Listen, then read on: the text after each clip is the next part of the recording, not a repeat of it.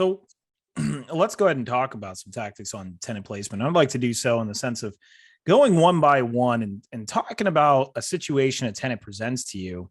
And you tell me if that's a yellow flag for you or not, or how you're going to view that. So this is Sure. actually real important to note that once again, we are talking about a tenant friendly city. So a lot of the Baltimore City has in these tenant friendly states, in any tenant friendly city, you have what we call professional tenants, whom might actually seem like interesting superheroes too. A lot of tenants were misinformed about how this works, but like essentially they take advantage of landlords by trying to pretend to be a good tenant, but just with situations. And these situations will look like the same thing that a perfectly good tenant has.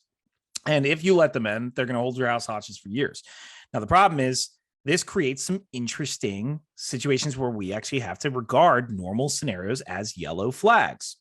Now, some of these I've said on my channel, and people have had certain debates about it. So, Simi, I'm going to wonder what your thoughts on it. All right. So this is the first time we're talking about this. It's my regulation anyway. So let's go for it. Tenant tells you they need to move in ASAP. How do you feel about that? So generally, I'm going to go a little bit deeper. That's a red flag to me. If a tenant tells you they need to move in ASAP, in my opinion, one of a couple of things is happening. Either they're getting denied left and right, and that goes into maybe another, red, yellow flag situation you're going to bring up. But if they're telling, like, if they're, really worried about the application fee, or they're getting denied left and right, there's probably a reason for that. And the other potential reason could be that they're getting evicted from their property, and they need a place because they're losing their current house. And again, that's not going to show up on any public records. They haven't been sued yet, and any failure to pay rent or notice of intent is not going to show up on any records. So you really can't see that by your regular screening. And this goes back to judgment of character and when you're doing the showings. And this is why I still do a lot of my own showings. And my agents that I have on my team, I train them in this and looking for different things, like you said, that might seem normal to, I guess, quote unquote, the naked eye, but could be a potential yellow or red flag. If they generally a good tenant that has good landlord references, has lived in good houses, and pays their rent on time, takes care of things, is a responsible person, is generally going to start looking for their new house probably 6 weeks before they need to move. And there really shouldn't be a reason that they're down to the final week and haven't found something. I guess that could be another reason. They're just not a responsible person. Let me actually give you some reasons here, just to interrupt you, because I've seen this in the comments. What I've mentioned this as a red flag because a lot of tenants who have had a situation where they need to move ASAP don't understand that because they're in Baltimore City, we have to take this seriously. So, what if they're in a domestic violence situation and they're getting out of it? What if they're, being, I don't know, kicked out of their family's house, maybe for a reason that's completely related to them? I've seen that kind of comment. There are reasons. Okay. And me and Simi both acknowledge there are reasons that you would have to move out ASAP, that there's a situation beyond your control. The problem is the professional tenants, right? So if go ahead and guess on this, because once again, Simi already told you, Baltimore hides the evictions. Baltimore hides the evidence that we would need to look for. So since they hide it, we can either take the chance and rent to you, or we just say no and we move to the next person who's a safer bet, because we don't know. We have no idea. And the punishment for us being wrong is very severe, very high. So keep that in mind when you look at these professional tenant reasons. They will look normal. Right. And just to kind of touch on that a little bit, obviously, like you said, it's a little bit of a roll of the dice. But that also comes down to judgment of character. And if it truly is somebody, and this is where you have to sometimes use your best judgment, and sometimes the risk might be worth taking. And if it, if it really does kind of check out in your mind, and it's a situation where it's very plausible that, it's a single mom with their young child, and it's very possible that they did just come out of a domestic violence situation. And that may be accurate. It's something you have to consider, obviously, and it's something that I would obviously love to help somebody coming out of that situation find their next home and get into a safe home for them and their children. It's just something you have to consider all of the different risk factors and look at their full tenant report, as I like to call it, and maybe talk to their previous landlords. If I call their landlord and he tells me, yeah, she's been living here with her boyfriend for this and this amount of time, she called me and said she's trying to get out for domestic violence, that things start to check out, and call maybe a second landlord back, and she was a great tenant there. It's about trying to see the full picture. But like you said, if you roll those dice and you're wrong, you might have a tenant in there for the next 6 months to a year not paying rent or not taking care of your property, and it's a risk you have to be willing to take if you're going to go that route. All right, so let me fire a couple other ones here at you just to see kind of your general thought on it. So some other ones I've kind of seen that, once again, I mean, maybe I'm wrong, maybe you look at this a different way, but so if we have a tenant who wants to pay you in cash, he's got 3 months of rent right now. He's ready to move in, but he's willing to pay you. What's your thought on that when they're offering you just a lot of money? Sure. Yeah, that would also, raise my radar a little bit. I've never accepted more than 1 month's rent. And sometimes I'll obviously, your security deposit. Sometimes I will do a double security deposit if I want to approve them and they're a little bit more higher on the risk factor. And that'll do a couple of things. As if I structure it as first month's, last month's, and security deposit, it'll guarantee me an extra month of rent if something does go wrong. And B, it also shows me that they have that money in savings if they're able to come up with 2 months rent or two times deposit plus the first month's rent.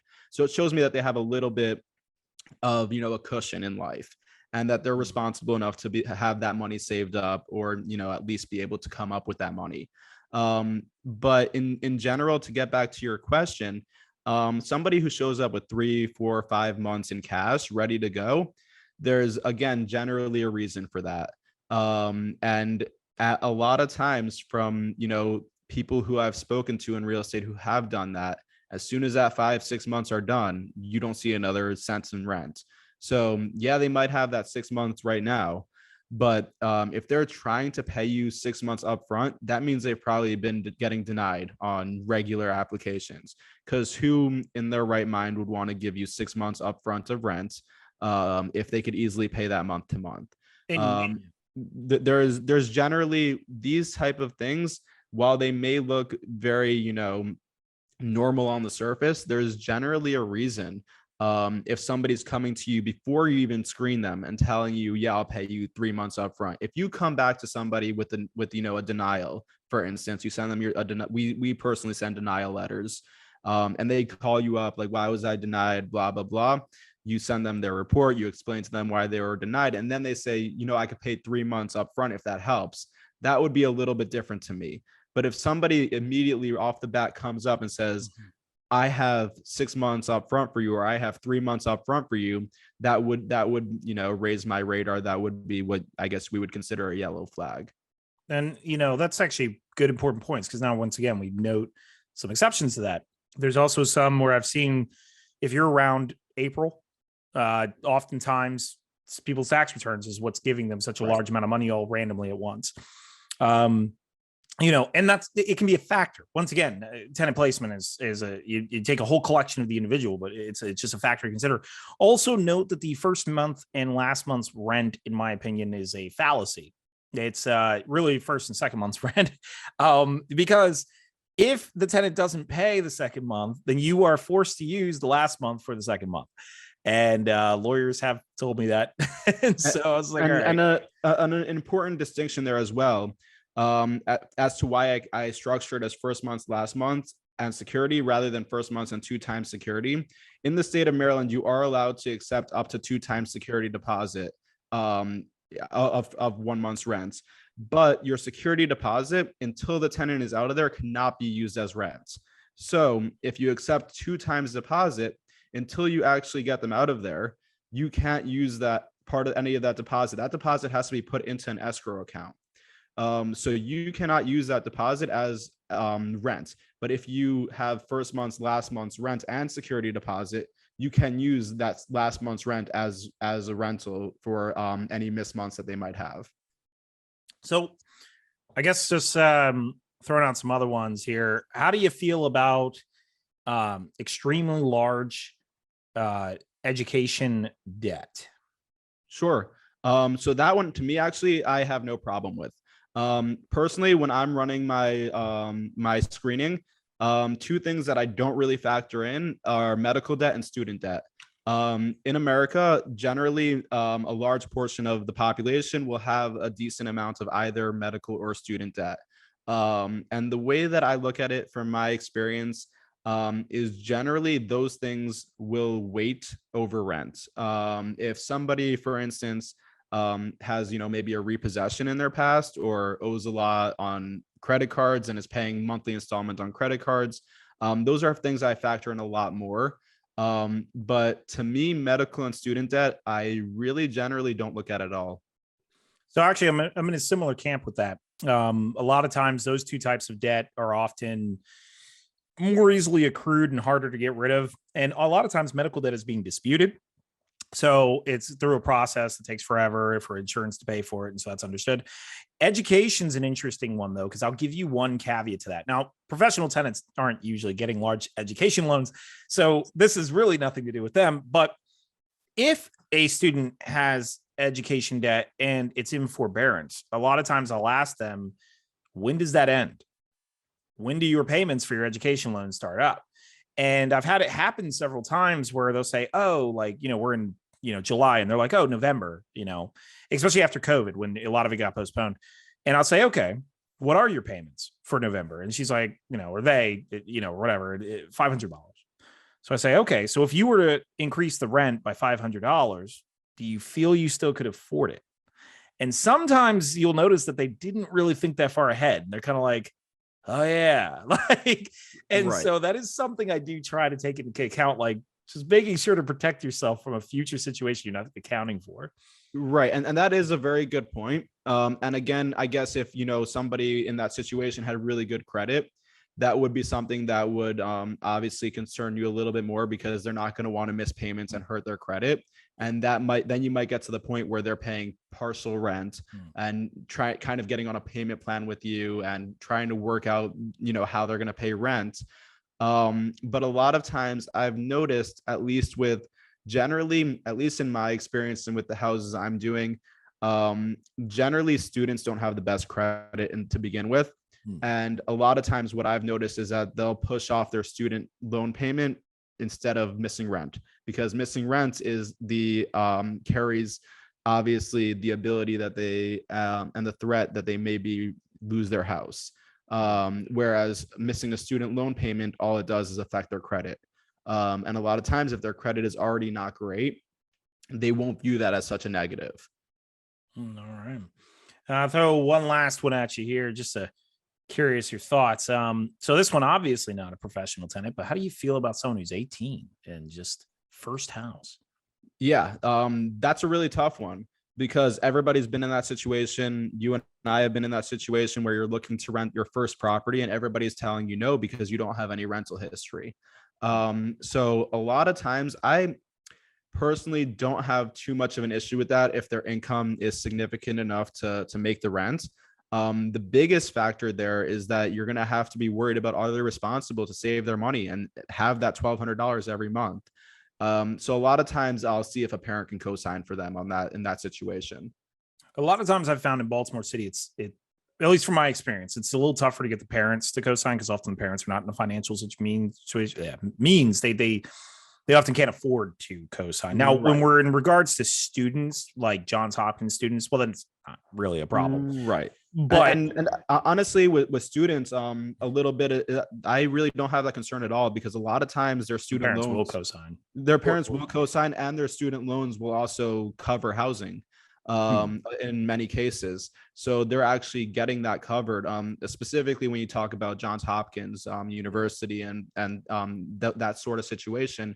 I actually rent to a few students who their student loans actually cover housing.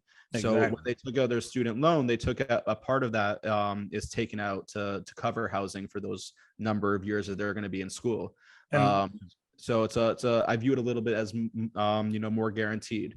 And like you said, a lot of times those students also do have parents who are willing to co-sign and will be able to financially co-sign. see, and the thing though is we have to acknowledge the demographics of Baltimore City. It's a huge renter city. I mean, there's very Right. few homeowners in comparison to the renters, which is what makes it such a strong renter market from a statistics point of view. I mean, we're mentioning the laws aside, but you are going to get a lot of 18-year-olds whom parents cannot co-sign. They're not students. This is just their first place and they're just needing to leave their parents' house. This creates a very difficult situation where you're going to have to really get in deep with this person because most likely their parents or maybe the society they're in or whatnot, it's questionable whether or not they have all the financial skills to know how to manage for, a house. And so a lot of times for them, you do need to be very particularly careful. Sometimes they'll move in with their friends or a significant other who's also young. And you have to account for they have to make it that whole year and continue to like each other by the end of that. Yeah. So, And because sorry to cut you off there, I know, but go ahead. just to touch on that a little bit, a lot of times that actually scares me more than if they're able to financially live by themselves, because a lot of times when somebody is living in a house for the first time, they really don't necessarily know how to live with other people outside of their family. Yeah. And a lot of times, even if it's a best friend, a lot of times in my experience, at one point or another, they're going to get into a big fight and one of them is going to want to leave. And then the other one can't cover rent by themselves, even if that other person does leave. And then you're in a whole sticky situation where that tenant now can only afford half rent and is looking for a new roommate. And that can, although your lease obviously, if it's set up properly, does state that each tenant is solely responsible for the rent, even if one doesn't pay. It doesn't matter if they don't have the money. If they don't have the money, your lease can say anything. Yeah. And it's a bit irrelevant. So I would honestly, in those situations, do prefer to have the individual tenant who's brand new to renting come into the house by themselves, as long as obviously they can financially afford it. And keep in mind, like, this is being said by a person who literally went through this situation as a tenant. Like, my very first house when I was 18 years old, I rented it with my best friend. He abandoned me month 2 and gave whatever reason he wanted to give, but he abandoned me month 2. And I actually had to tell my landlord, and I still remember the guy to this day. I said, hey, I didn't really, as an 18-year-old kid, I'm not thinking of the options here that I have available to me to work this out. But I just told him, I'm like, I think you're just gonna have to evict me because I can't really afford this. And he's like, well, let's work out a plan and whatnot. And he worked it out, and I actually ended up getting that rent caught up and paid back through an army bonus. But yeah, no, I mean, even as a person who went through that situation and had the difficulty of finding his first place to rent because everyone was rejecting me, unfortunately, there's a very good reason. And that's the tough part about this. So normally I'd say usually about the sweet spot is when you start turning around 22, a lot of these landlords will start to ease up, because the thing is, you have to understand that once again, the landlords in this position in Baltimore City, that if they accept you in the house, if you can't afford the rent there, then you can't go anywhere else either. So then it comes down to, we have to evict you. And remember, I just mentioned the eviction process takes, I mean, idealistically three months, but it can take an extremely long time if cancellations happen for any reason, which there are hundreds of reasons, which we'll go into in another podcast. But that's, that's something that has to be understood by that 18-year-old watching this video. Hear me now say, like, well, you're not even giving us a chance. Well, it's because of Baltimore. It doesn't really give us the wiggle room to give you that opportunity. And that's a weird kind of side effect of tenant-friendly laws. And so now there's lots and lots more screening examples that we can go into, little gotchas and stuff, but we'll probably dedicate a whole podcast to that. So if anyone wants us to talk about an entire podcast, if you're on YouTube, comment in the comment section below, let us know. do you want us to have a whole video on just screening? Because there's a lot of stuff you may not be considering. And but we're going to try to get this final topic here before our hour is up. So let's talk about Section 8, Simi. Let's talk about the process with that, because a lot of landlords are like,